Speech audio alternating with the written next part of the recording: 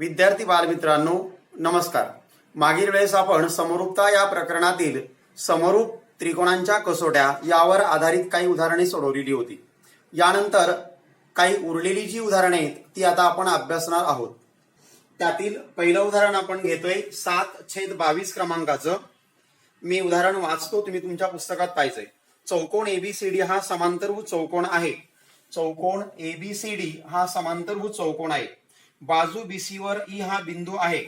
ही जी बाजू बीसी आहे या बाजू बीसी वरती ई बिंदू तुम्हाला दिलेला आहे। रेषा डी अशी खाली वाळवली। रेषा डी किरण एबी ला, हा किरण एबी इकडे येणार, ला टी बिंदू मध्ये छेदते। तर तुम्हाला त्यांनी सिद्ध करायला सांगितलंय डी गुणिले बी बरोबर सीई गुणिले टी। अशा प्रकारचा हा भाग आपल्याला सिद्ध करायचा। म्हणजे थोडक्यात दोन त्रिकोण आपण जर समरूप दाखवले आणि संगत बाजू प्रमाणात घेतल्या, एक गुणोत्तर सोडून दिलं आणि उरलेल्या दोन गुणोत्तरांचा जर तिरकस गुणाकार केला तर अशा प्रकारचं तुम्हाला हे मिळून जाणार आहे। म्हणजे याचा अर्थ आपण दोन त्रिकोण समरूप दाखवणं गरजेचं आहे।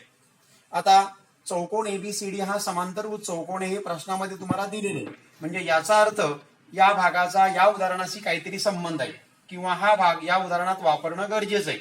चौकोन एबीसीडी हा समांतरभुज चौकोन आहे हे प्रश्न तुम्हाला दिलेले आहे आणि त्याच्यामुळे हा एक त्रिकोण आणि हा एक त्रिकोण, दोन त्रिकोण तयार होतात। बघा हे जे दोन त्रिकोण आहेत यांची मी इकडे आकृती बाजूला काढली बघा, बीई टी, बघा बीई टी, आणि दुसरा त्रिकोण आहे डीसीई, म्हणजे आकृतीतला हा जो एवढा जो भाग आहे हा भाग मी इकडे बाजूला काढलेला आहे। आणि हे जे दोन त्रिकोण आहेत हे दोन त्रिकोण आपण आता समरूप दाखवणार आहोत, कारण इथे हे दोनच त्रिकोण तयार होतात। हा चौकोन आहे याचा काही संबंध नाही। आणि मग हे दोन त्रिकोण आपल्याला काय करायचे, आता समरूप दाखवायचे। समरूपतेची सर्वात महत्वाची कसोटी म्हणजे कोको कसोटी। सर्वात जास्त वापर कोको कसोटीचा केला जातो। म्हणजे याही उदाहरणात कोको कसोटी येते की पाहिजे, जर येत असेल तर ठीक आहे, नाही तर पुढील कसोटीचा आपण विचार करणार आहोत। तर पहिल्यांदा हा चौकोन एबीसीडी हा समांतरभुज चौकोन आहे, म्हणून त्रिकोण डीईसी, बघा त्रिकोण डीई आणि सी हा त्रिकोण मी विचारात घेतला, व त्रिकोण टीईबी म्हणजे हा त्रिकोण आणि हा त्रिकोण, म्हणजे हा पहिला त्रिकोण आणि हा दुसरा त्रिकोण, असे दोन त्रिकोण मी विचारात घेतलेले आहेत। आता समांतरभुज चौकोनाच्या समोरासमोरील बाजू समांतर असतात, म्हणजे ह्या बाजू समांतर आहेत। म्हणजे एबी समांतर डीसी आहे आणि एबीच पुढे वाढवलेली आहे, म्हणजे बीटी आणि डीसी समांतर झाले। बघा बीटी आणि डीसी समांतर झाले आणि या दोन समांतर रेषांची आपण ही जर छेदिका मानली, बघा इकडे आकृती काढली मी समजण्यासाठी, बीटी आणि डीसी समांतर आहे आणि त्यांची आपण ही जर छेदिका मानली तर हा कोन आणि हा कोन हे व्युत्क्रम कोन तयार होतात आणि दोन समांतर रेषांना छेदिकेने छेदले असता तयार होणारे व्युत्क्रम कोन एकरूप असतात। याचा अर्थ हा कोन आणि हा कोन एकरूप आहे। मग आता ह्या कोणाचं आपल्याला नाव लिहायचंय, तर ह्या कोणाचं नाव आहे सीडीई, बघा सीडीई हा कोन झाला। आणि या कोणाचं नाव आहे तुमचं बीटीई, बीटीई म्हणजे हे दोन कोन एकरूप झालेत। आणि हेच विधान आपण इथे लिहिले बघा, कोन सीडीई एकरूप कोन बीटीई आणि याला कारण व्युत्क्रम कोन। त्याच्यानंतर ही आपण गुणाकाराची फुली जर विचारात घेतली, अशा प्रकारची आकृती घेतली तर गुणाकाराचा आकार तयार झाला बघा, हा क्रॉस। आणि मग या ठिकाणी तयार होणारे कोन जे असतात ते परस्पर विरुद्ध कोन असतात, म्हणजे हा कोन आणि हा कोन पण एकरूप आहे। म्हणजे कोन डीईसी, बघा डीईसी हा कोन आणि टीईबी हा कोन, हे दोन्ही पण कोन एकरूप आहेत आणि याला कारण आहे परस्पर विरुद्ध कोन। म्हणजे एका त्रिकोणाचे दोन कोन दुसऱ्या त्रिकोणाच्या दोन कोणाशी आपले एकरूप झालेत। म्हणजे याचा अर्थ असा का हे दोन्ही त्रिकोण समरूप झालेत कोको कसोटीनुसार। आणि मग म्हणून त्रिकोण डीईसी समरूप त्रिकोण टीईबी आणि याला कारण कोको समरूपता कसोटी। म्हणजे हे दोन त्रिकोण समरूप झाले। आता आपण संगत बाजू प्रमाणात घेऊया। लिहिताना त्यांचा जो क्रम आहे एकाच एक संगती ती चुकू द्यायची नाहीये।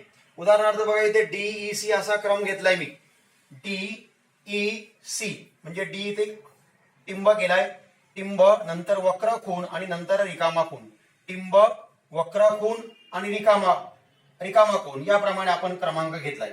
मग इकडे क्रम कसा येणार आहे, तर टिंब वक्र आणि रिकामा कोन म्हणजे ई बी असा आपल्याला क्रम घ्यावा लागेल. आपण ही संगती योग्य रीतीने घेतलेली आहे. मग हे दोन त्रिकोण आपण समरूप दाखवले कोको समरूपता कसोटीनुसार. संगत बाजू प्रमाणात घेणार डीई भागिले टी बरोबर ईसी भागिले ईबी बरोबर डीसी भागिले टीबी. याला कारण समरूप त्रिकोणांच्या संगत भुजा. आणि मग आता आपल्याला जे गरजेचं आहे ते ठेवायचं आहे आणि जे गरजेचं नाही ते आपण ड्रॉप करायचं. आता साध्यामध्ये डीई आणि बीई दिले बघा. डीई गुणिले बी. आता डीई इथे आहे बघा आणि बी म्हणजेच ईबी इथे आहे. म्हणजे हा पार्ट आपल्याला गरजेचा आहे. म्हणजे हे शेवटचं जे गुणोत्तर आहे ते आपल्याला अनावश्यक आहे, ते नको, त्याला आपण ड्रॉप करणार आहोत. मी याला अंडरलाईन केली म्हणजे हा पार्ट आपण आता ड्रॉप करायचा. म्हणजे शिल्लक आपल्याकडे राहिलंय डीई भागिले टी बरोबर ईसी भागिले ईबी. आणि मग आता आपण तिरकस गुणाकार करूया. म्हणजे डीई गुणिले ईबी बरोबर ईसी गुणिले टी. बघा डीई गुणिले ईबी बरोबर ईसी गुणिले टी. आणि हेच आपलं साध्य आहे. बघा डीई गुणिले ईबी बरोबर ईसी गुणिले टी. डीई आहे तसाच, ईबी म्हणजेच बी. बघा डीई गुणिले बी, ईबी म्हणजे बी बरोबर सी, ईसी म्हणजे सी आणि गुणिले टी आहे तो तसाच. म्हणजे आपलं जे साध्य आहे ते साध्य आपल्याला यावरून मिळून गेलं. अशा प्रकारे याची आपल्याला सिद्धता द्यायची म्हणजेच उत्तर मिळवायचं. त्यानंतर पुढील जो प्रश्न आहे तो 2/21 क्रमांकाचा. मी प्रश्न वाचतो, त्याची आकृती फळ्यावरती काढलेली आहे. या आकृतीच्या आधारे तुम्ही प्रश्न समजून घ्यायचे. बघा सोबतच्या आकृतीमधील त्रिकोण समरूप आहेत का, असतील तर कोणत्या कसोटीनुसार. या सोबतच्या दोन आकृत्या दिल्यात आणि यातील त्रिकोण समरूप आहे का असं तुम्हाला विचारलेलं आहे. आणि असेल तर ते कोणत्या कसोटीनुसार असं तुम्हाला त्यांनी विचारलेलं आहे. 2 मार्काचा परीक्षेला हा प्रश्न विचारू शकतात. सर्वात महत्वाची कसोटी मी तुम्हाला सांगितली प्रत्येक वेळेस कोको कसोटी. आता इथे हे कोण बघा, हे कोण, हे त्या त्रिकोणाचे हे 3 कोण आहेत आणि याही त्रिकोणाचे हे 3 कोण आहेत. या कोणांचा आणि ह्या कोणांशी जो संबंध आहे तो एकरूपतेचा प्रश्नामध्ये तुम्हाला दिलेला नाहीये. आता इथे सगळ्या बाजू दिल्यात बघा 1 2 3 1 2 3. म्हणजे या त्रिकोणाच्या 3 बाजू, या त्रिकोणाच्या 3 बाजू, या त्रिकोणाच्या 3 बाजू या त्रिकोणाच्या 3 बाजूशी प्रमाणात असेल तर तुमची बा अशी कसोटी होणार आहे. आणि मग ही कसोटी होते किंवा नाही ते आपण बघूया. आणि मग म्हणून पहिला त्रिकोण आहे तो पी क्यू आर व त्रिकोण एल एम एन मध्ये क्रम घेताना कसा घेतलाय बघा. त्रिकोण पी क्यू आर मध्ये पी क्यू छोटी बाजू आहे बघा, त्याच्यानंतर क्यू आर मोठी बाजू आहे. म्हणजे सर्वात मोठी बाजू ती पी आर आहे, पी क्यू लहान बाजू, त्याच्यानंतर मोठी बाजू क्यू आर आहे. म्हणजे क्रम घेतलाय मी पी क्यू आर. त्याचप्रमाणे इकडे सर्वात लहान बाजू 3 आहे आणि त्याच्यापेक्षा मोठी ही 4 आहे. म्हणजे त्रिकोणाचं नाव आलं एल एम एन. म्हणजे त्रिकोण पी क्यू आर व त्रिकोण एल एम एन मध्ये. आता काय करायचं, सर्वात लहान बाजूंचा भागाकार करायचा. म्हणजे पी क्यू, याच्या ह्या त्रिकोणाची सर्वात लहान बाजू पी क्यू आहे, तिची लांबी 6 आहे बघा. आणि या त्रिकोणाची सर्वात लहान बाजू एल एम आहे, तिची लांबी 3 तुम्हाला दिलेली आहे. या सर्वात लहान बाजूंचा भागाकार करायचा. म्हणजे पी क्यू भागिले एल एम बरोबर त्यांच्या किमती ठेवा 6 भागिले 3. आणि आपण जर भाग दिला तर 3 एके 3 3 दुने 6. म्हणजे उत्तर तुम्हाला मिळालं 2/1. आता सर्वात लहान बाजूंचा भागाकार केला. आता या सर्वात लहान बाजूपेक्षा मोठी बाजू पाहिजे, ती मोठी बाजू आहे क्यू आर, यांचा भागाकार करायचा. म्हणजे इकडे क्यू आर आहे ते इकडे 3 पेक्षा मोठी बाजू आली 4, हिचा भागाकार करायचा. म्हणजे क्यू आर भागिले एम एन करायचं. क्यू आर भागिले एम एन बरोबर किमती ठेवा 8 भागिले 4, परत 4 एके 4 4 दुने 8 म्हणजे 2/1. हे झालं विधान तुमचं 2. त्यानंतर आता सर्वात मोठ्या बाजूचा भागाकार करायचा. जी सर्वात मोठी बाजू आहे पी आर आणि याची सर्वात मोठी बाजू आहे एल एन, यांचा भागाकार करायचा. म्हणजे पी आर भागिले एल एन बरोबर 10/5. भाग द्या 5 एके 5 5 दुने 10, परत उत्तर आलं 2/1. हे झालं विधान तुमचं 3. विधान 1 2 व 3 वरून 2/1 2/1 2/1. याचा अर्थ या विधानांच्या उजव्या बाजू समान आहेत. जर विधानांच्या उजव्या बाजू समान असेल तर डाव्या बाजू पण समान येतात. म्हणजे 2/1 बरोबर 2/1 बरोबर 2/1. म्हणजेच पी क्यू छेद एल एम बरोबर क्यू आर छेद एम एन बरोबर पी आर छेद एल एन. हे विधान दिले बघा. विधान 1 2 व 3 वरून पी क्यू छेद एल एम बरोबर QR छेद MN बरोबर PR छेद LN.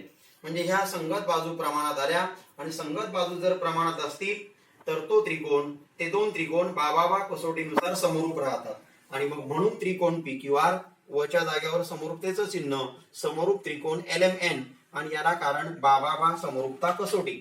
अशा प्रकारे बाबा समरूपता कसोटीच्या साहाय्याने हे दोन त्रिकोण आपण समरूप दाखवू शकतो. त्यानंतर पुढील प्रश्न 8/22 या प्रश्नाची मी आकृती काढलेली आहे. प्रश्न मी वाचतो. रेख AC व रेख BD परस्परांना P बिंदूत छेदतात. हा रेख AC आणि हा रेख BD परस्परांना P बिंदू मध्ये छेदतात आणि AP भागिले CP बरोबर BP भागिले DP हे प्रश्न तुम्हाला त्यांनी दिलेले. तर सिद्ध करा त्रिकोण ABP समरूप त्रिकोण CDP. म्हणजे हा त्रिकोण आणि हा त्रिकोण तुम्हाला समरूप दाखवायचा आहे. बघा त्रिकोण ABP हा त्रिकोण आणि CDP हे दोन त्रिकोण तुम्हाला समरूप दाखवायचे. आता या दोन त्रिकोणांचा विचार जर केला आपण आणि हा जर आपण भाग बंद केला तर गुणाकाराची चिन्ह आला बघा हे. आणि गुणाकारासारखं चिन्ह जर येत असेल तर त्या ठिकाणी होणारे जे कोण असतात ते परस्पर विरुद्ध कोण असतात आणि हे परस्पर विरुद्ध कोण एकरूप असतात. त्याच्यामुळे कोणांची ही एक जोडी आपल्याला एकरूप मिळाली. त्याच्यानंतर कोणांची ही जोडी किंवा ही आणि ही जोडी या कोणत्याही जोड्या तुम्हाला एकरूप दिलेल्या नाहीत. फक्त एकच जोडी आपल्याला एकरूप मिळालेली आहे. त्याच्यामुळे कोको कसोटी या उदाहरणामध्ये येणार नाही. प्रश्नामध्ये त्यांनी AP भागिले CP बरोबर BP भागिले DP दिलेले. म्हणजे या संगत बाजूंचं गुणोत्तर आणि या संगत बाजूंचं गुणोत्तर समान त्यांनी तुम्हाला दिलेले. म्हणजे दोन बाजू आल्या आणि ह्या दोन बाजूंच्या गुणोत्तरांच्या मधला हा कोण आला बघा इथे. म्हणजे याचा अर्थ बाजू कोण आणि बाजू बा अशी कसोटी होणार आहे. या कसोटीचा कमी वापर केला जातो तरी कसोटी या उदाहरणात एक आलेली आहे. आणि मग आपण लिहिताना त्रिकोण ABP व त्रिकोण CDP मध्ये AP भागिले CP बरोबर BP भागिले DP हे प्रश्नात दिलेलं वाक्य आपण असंच लिहिलं. काही बदल केला नाही. आणि फक्त हा विरुद्ध कोण आहे याचं आपल्याला वाक्य लिहायचंय. कोण APB हा कोण, एकरूप कोण CPD हा कोण. म्हणजे हे दोन कोण एकरूप झाले. याला कारण आपण दिलं पविको म्हणजे परस्पर विरुद्ध कोण. म्हणून त्रिकोण ABP समरूप त्रिकोण CDP आणि याला कारण आलं बाकोबा समरूपता कसोटी. बघा ही बाजू हा कोण आणि ही बाजू V सारखा आकार घ्यायचा. बघा बाजू कोण बाजू म्हणजे हे दोन त्रिकोण बाकोबा कसोटीनुसार समरूप होतात. 2 मार्काला परीक्षेला हा प्रश्न विचारू शकतात. तुमच्या पुस्तकामध्ये फक्त यावर आधारित एकच उदाहरण दिलेलं आहे. त्यानंतर पुढील उदाहरण आपण पाहतोय 5/22 पुस्तकात तुम्ही पाहायचंय. मी फळ्यावर आकृती काढलेली आहे. समलंब चौकोन PQRS मध्ये PQRS हा तुम्हाला समलंब चौकोन दिलेला आहे. बाजू PQ समांतर बाजू SR म्हणजे ह्या दोन बाजू तुम्हाला समांतर दिलेल्या आहेत. त्याच्यानंतर AR बरोबर 5 AP AS बरोबर 5 AQ हेही तुम्हाला दिलेले आहे. आणि तुम्हाला विचारलंय SR बरोबर 5 PQ म्हणजे SR ची किंमत 5 PQ आहे हे तुम्हाला दाखवायचंय. समलंब चौकोन दिलेला आहे, हेही दिलेलं आहे, हेही दिलेलं आहे आणि हे तुम्हाला सिद्ध करायचे. मग आपण उत्तरात लिहिणार आहोत. पहिलं AR बरोबर 5 AP हे दिलेलं बघा त्यांनी. AR बरोबर 5 AP याला कारण दिलेले. आता ह्या AP ला मी इकडे आणणार आहे. 5 आणि AP मध्ये चिन्हच नाही म्हणजे गुणाकाराचं चिन्ह आहे. AP जर इकडे आले तर इकडे AP येऊन भागणार आहे. म्हणजे AR भागिले AP बरोबर मिळाले तुम्हाला 5. AR भागिले AP बरोबर 5 हे झालं विधान तुमचं 1. आणि अशाच प्रकारे दुसरा भाग पण तुम्ही सोडवायचा आहे. दुसरा भाग दिला बघा तुम्हाला AS बरोबर 5 AQ. AS बरोबर 5 AQ मी इथे लिहिलं, याला कारण दिलेले. परत पहिल्याप्रमाणे हा AQ इकडे आणणार आपण म्हणजे AS भागिले AQ बरोबर 5 हे विधान मिळालं तुम्हाला 2. आणि आता आपल्याला PQRS हा समलंब चौकोन विचारात घ्यायचा आहे. या समलंब चौकोनामध्ये ही आणि ही बाजू समांतर आहे आणि ही बाजू या दोन बाजू समांतर झाल्यामुळे आपल्याला हे जे दोन त्रिकोण आहेत हे दोन त्रिकोण विचारात घ्यायचे. समजा हा पार्ट मी काढून टाकला हा भाग, तर अशा प्रकारची आकृती तुम्हाला मिळणार आहे बघा.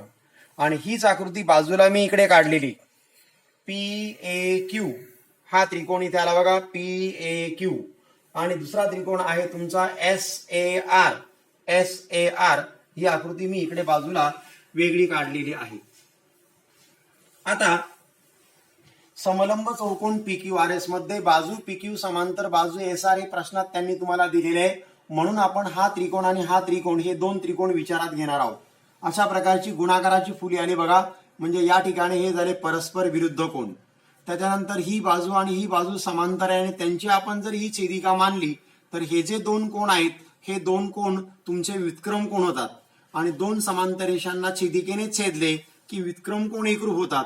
याचा अर्थ हा कोण आणि हा कोण पण एकरूप आहे, म्हणजे या त्रिकोणाचे दोन कोण या त्रिकोणाच्या दोन कोणांबरोबर एकरूप आहेत.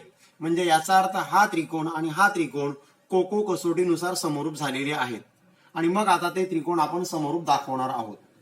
त्रिकोण SAR बघा, त्रिकोण SAR व त्रिकोण QAP मध्ये आपल्याला पहिला हा कोण लिहायचा आहे बघा, कोण RSA एकरूप कोण PQA, आणि याला कारण आलं काय तर हे तुमचे व्युत्क्रम कोण आहेत. RSA आणि PQA हे दोन कोण तुमचे व्युत्क्रम कोण झाले. त्याच्यानंतर कोण SAR आणि कोण QAP हे पण कोण एकरूप होणार आहे, कारण हे आहेत परस्पर विरुद्ध कोण. म्हणजे याचा अर्थ कोणाची ही एक जोडी एकरूप झाली आणि ही एक जोडी एकरूप झाली, म्हणजे कोणांच्या दोन जोड्या एकरूप जर झाल्या तर हे दोन त्रिकोण समरूप झाले कोको कसोटीनुसार. म्हणून त्रिकोण SAR समरूप त्रिकोण QAP याला कारण आलं कोको समरूपता कसोटी. आणि मग दोन त्रिकोण जर समरूप झाले तर आपण आता संगत बाजू प्रमाणात घेणार आहोत. मग SA भागिले इकडे येणारे QA, SA भागिले QA बरोबर AR भागिले AP, म्हणजे AR ला AP ने भागायचे, बरोबर SR भागिले QP, आणि याला आपण कारण देणार समरूप त्रिकोणांच्या संगत भुजा. आणि आता आपण किमती ठेवूया. आपलं पहिलं दुसरं विधान बघा, इथे SA आहे, इथे AS आहे. AS भागिले AQ म्हणजेच SA भागिले AQ. SA भागिले AQ बघा, SA भागिले AQ ची किंमत आपल्याकडे 5 आहे, ती किंमत आपण इथे 5 ठेवणार आहोत, बरोबर AR भागिले AP याची पण किंमत आपल्याकडे 5 आहे, ती आपण ठेवली, बरोबर SR भागिले QP ही काही किंमत आपल्याकडे नाहीये. इथे आपण विधान 2 ठेवले आणि नंतर विधान 1 ठेवले, म्हणजे कंसात कारण आपण देणार विधान 2 व 1 ठेवून. पहिल्यांदा 2 क्रमांकाचं विधान ठेवले आणि नंतर 1 क्रमांकाचं ठेवले, म्हणून आपण लिहिलं विधान 2 व 1 काय करून ठेवून. त्याच्यानंतर हे 3 पार्ट इक्वल आहेत, तर हा समान आहे, हा भाग आपण सोडून देऊ, म्हणजे राहिलं तुमचं 5 बरोबर SR भागिले QP. 5 ला छेद नाहीये, जेव्हा संख्येला छेद नसतो तेव्हा छेद 1 असतो, म्हणजे 5/1 बरोबर SR छेद QP. 5/1 बरोबर SR छेद QP. 5/1 बरोबर SR छेद QP. आता आपण करूया तिरकस गुणाकार, म्हणजे 1 आणि SR चा गुणाकार 1 गुणिले SR म्हणजे 1 SR, आणि 1 आपण काही लिहित नाही म्हणजे फक्त SR, आणि 5 गुणिले QP म्हणजेच 5 QP, आणि हेच आपल्याला सिद्ध करायचं होतं. SR बरोबर 5 PQ. आपलं SR बरोबर 5 QP आलं, QP म्हणजेच PQ, म्हणून SR बरोबर 5 PQ असं आपण शेवटी लिहायचं. या प्रकारे आपल्याला याची सिद्धता देता येईल.